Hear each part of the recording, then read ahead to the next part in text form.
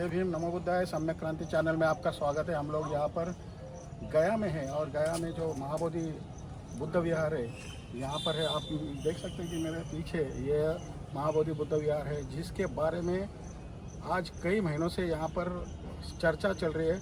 पूरे बिहार में नहीं तो पूरे देश में, पूरे दुनिया में इसकी चर्चा है कि महाबोधि आंदोलन मुक्त क्यों नहीं हो रहा है।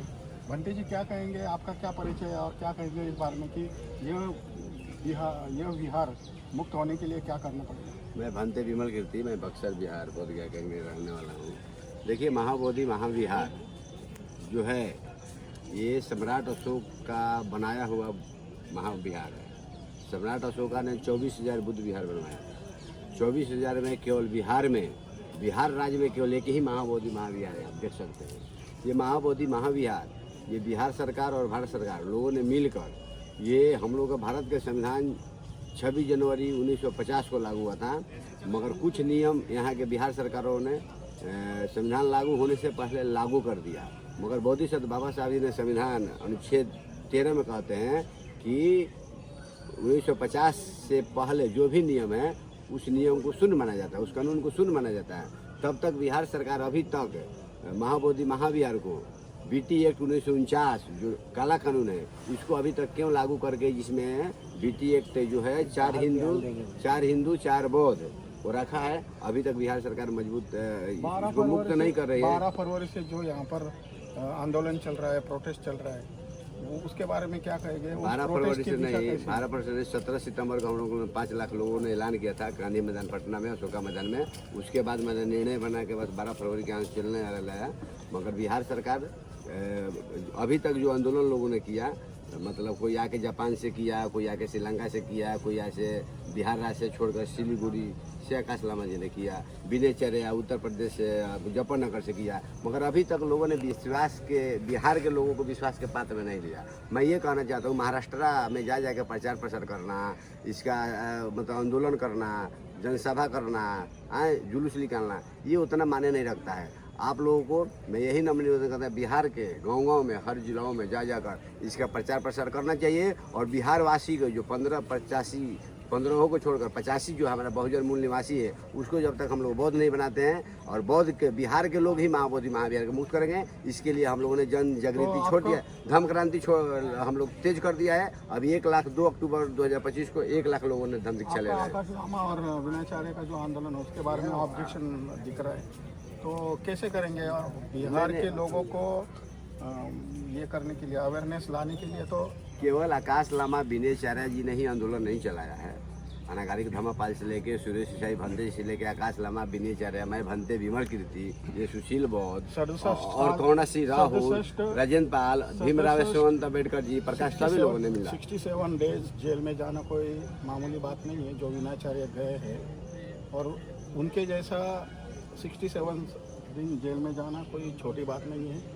अभी तक इतने साल में कोई भी बनते जेल में 67 साल नहीं गए, तो उसी कारण उनकी जो प्रतिमाएं हैं, उनका जो प्रसिद्धि है वो बढ़ी है, वो लोकप्रिय उसी कारण हुआ।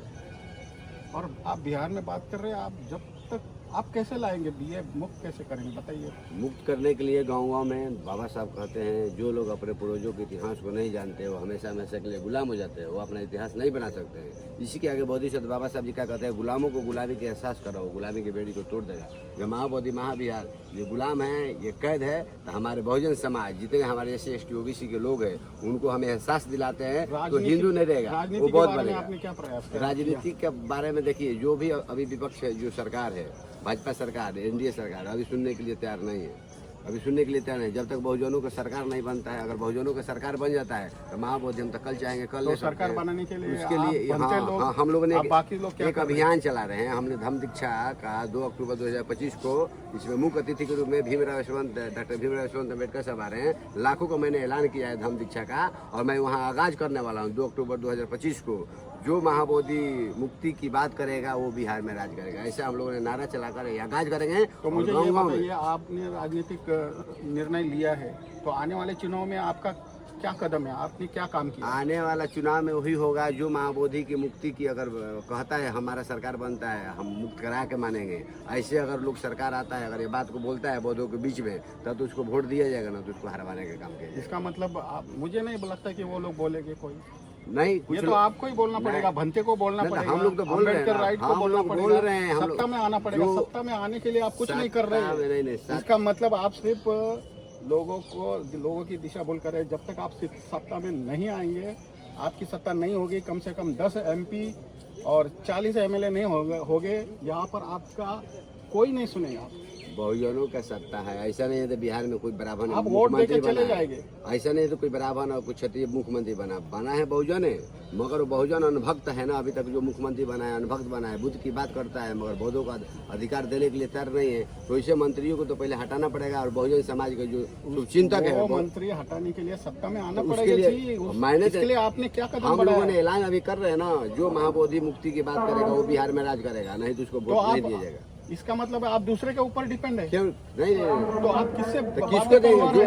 किसको? हम अपना बहुजन समाज की बात बोल रहे हैं ना। अभी तो यहाँ बहुजनों की सरकार है ना, कोई फरवटों की सरकार नहीं है। यहाँ तो अभी तक बहुजन के लोगों ने मुख्यमंत्री अम्बेडकर राइट में महाबोधि को मानने वाला तो MLA बनना चाहिए, MP बनना चाहिए ना। बनना चाहिए। तो आप दूसरे के ऊपर भरोसा रख रहे हैं, इसका मतलब हम बहुजन की बात कर रहे हैं, हम फरवटों की बात नहीं कर रहे हैं। जो बहुजनों को जो आएगा कहेगा हाँ ठीक है बहुजनों को बना देते हैं, वो महाबोधि की बात नहीं करेगा तो उसको क्यों बनाएंगे? हाँ, जो बहुजन समाज के जो बौद्ध परिवार है उसको मैंने बनाने का काम हम लोग करेंगे। महाबोधि बुद्ध विहार मुक्त तो होगा नहीं इतनी जल्दी, मुझे ऐसा लगता है। समझो हो गया, आपके कब्जे में आ गया, आप क्या करेंगे बताइए? देखिए हमारे कब्जे में आ गया तो जितने भारत के बौद्ध है, करीब भारत के बौद्ध सभी बौद्धों को एक जगह मीटिंग रखना चाहिए। मीटिंग रख के जितने अलग अलग संगठन, यहाँ पर क्या करेंगे? बदलाव क्या होगा? बदलाव क्या होगा? महाबोधि महाविहार में इतना मतलब धमदान आता है, उस धमदान से बौद्धों का इतना विकास होगा। गाँव में तो बुद्ध विहार बनेगा, प्रशिक्षण सेंटर बन जाएगा। जो चाहिएगा इस महाबोधि विहार से पूरे बौद्धों को प्रगति किया जा सकता है। इतना ये महाबोधि महाविहार, तो हम लोग कोशिश कर रहे हैं महाबोधि महाविहार मुक्त होगा। मगर हमारे जितने भारत के जितने बौद्ध संगठन है सब जगह एक आ जाए महाबोधि को लेने में, हमको दे देंगे। बिहार सरकार को हम मजबूर करके लेंगे, उसके लिए करो या मरो का नारा चलाएंगे। ट्रेन बस जब तक जाम नहीं होगा, बिहार विधानसभा को घेरेंगे नहीं, तब तक महाबोधि मुक्त होने रहे। बिहार सरकार को मजबूर कर देंगे, हम लोग ऐसा मूवमेंट तैयार कर रहे हैं। देखिए, जब तक हमारी सत्ता नहीं बनती तब तक कुछ नहीं होने वाला है। आप बोलते हैं कि महाराष्ट्र के लोग जागरूक है, लेकिन महाराष्ट्र का जो नागपुर का जो दीक्षा भूमि है उसकी कमेटी भी दूसरे के कब्जे में, वो भी दूसरे के कब्जे में। जब तक हमारी सत्ता नहीं बनेगी, आपको सत्ता में आना पड़ेगा। जब तक नहीं आते कुछ नहीं होगा। धन्यवाद। 2 मिनिट ज्यादा मतलब थोडा शॉर्ट मध्ये त्यांच्या कामाबद्दल विचारा, ते काय करताय आता सध्या? बोलिए, क्या आपका परिचय दीजिए सबसे पहले। मेरा नाम जाति वर्ण व्यवस्था से सुशील पासी है और मैं सुशील पासी बौद्ध लिखता हूँ, क्योंकि जाति कभी जाति नहीं है, इसलिए मैं जाति वर्ण व्यवस्था में हूँ। और वर्तमान में पत्रकार साहब जिस तरह से आज लॉ एंड ऑर्डर को लेकर के और जिस तरह से जो है व्यवस्था जो है भारत में छिड़ा है, और जिस तरह से आज महाबोधि महाविहार के लेकर के पूरी बिहार में आंदोलन है, पूरी वर्ल्ड में चल रहा है, ये हमारे लोगों को जो है पिछवाड़े के पीछे पोजीशन और कमीशन बना दिया। अभी आपके बौद्ध CGI बैठे हैं वही साहब, तो फिर भी आपके फेवर में निर्णय नहीं आया? नहीं, निर्णय इसलिए नहीं आएगा क्योंकि कोई भी आस्था की जो मामला होती है उसमें न्यायालय में इस तरह से ये आस्था का मामला नहीं है, ये वास्तव है। सबसे पहले ये समझिए, ये आस्था नहीं है, ये हमारे हिंदू मुस्लिम या क्रिश्चियन की आस्था नहीं है, ये वास्तव है, इतिहास है, ये सच्चा इतिहास है।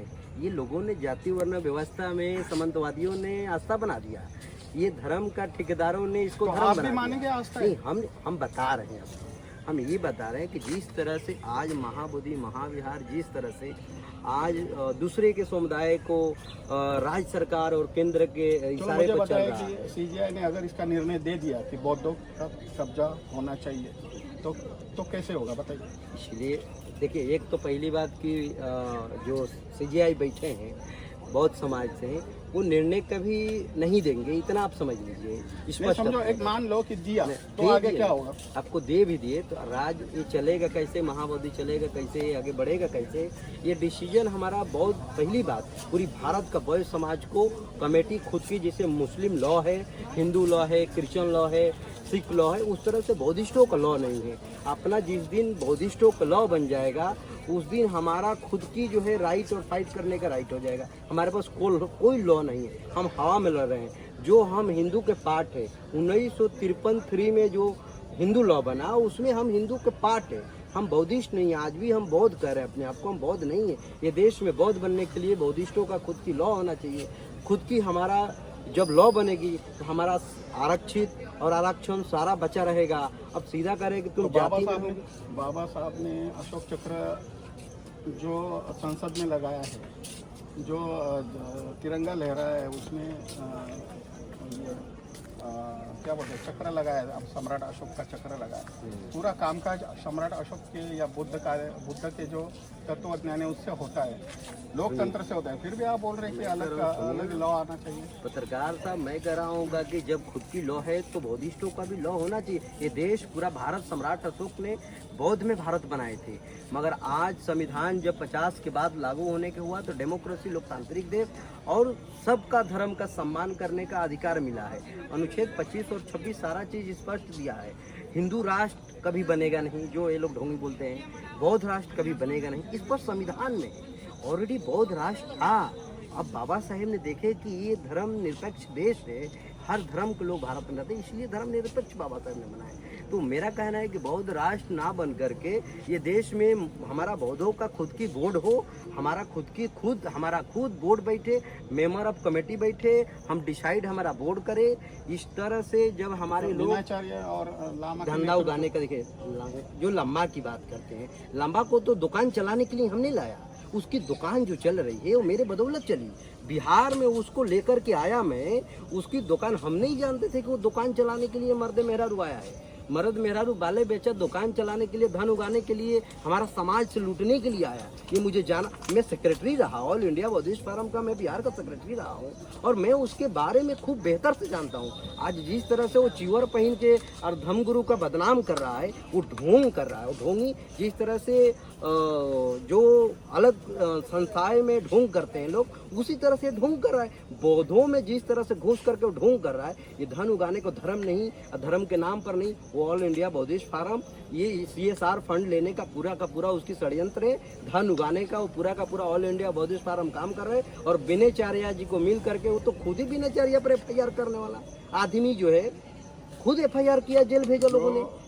तो ये जो व्यक्ति फरवरी से लगातार अनशन आंदोलन कर रहा है, देखो, उस पैसा व्यक्ति को आप ढोंग बोल रहे हैं। ढोंग, पैसा, माल जो है ना, सबसे बड़ा और भाई उनकी लोकप्रियता बढ़ती जा रही है। कुछ नहीं बढ़ा है, इसलिए आप कुछ उसे ढोंग बोल रहे हैं। देखिए कुछ नहीं बढ़ा है। विनयचार्य 67 दिन जेल में गए, जो कि आज तक के इतिहास में कोई उतनी दिन जेल में गया नहीं कोई है। नहीं। विनयचार्या उनके ऊपर इतना बड़ा- जी को इतना बड़ा- भड़काऊ, इतना सुनिए, बड़ा मारपीट और भड़काऊ का FIR हुआ था और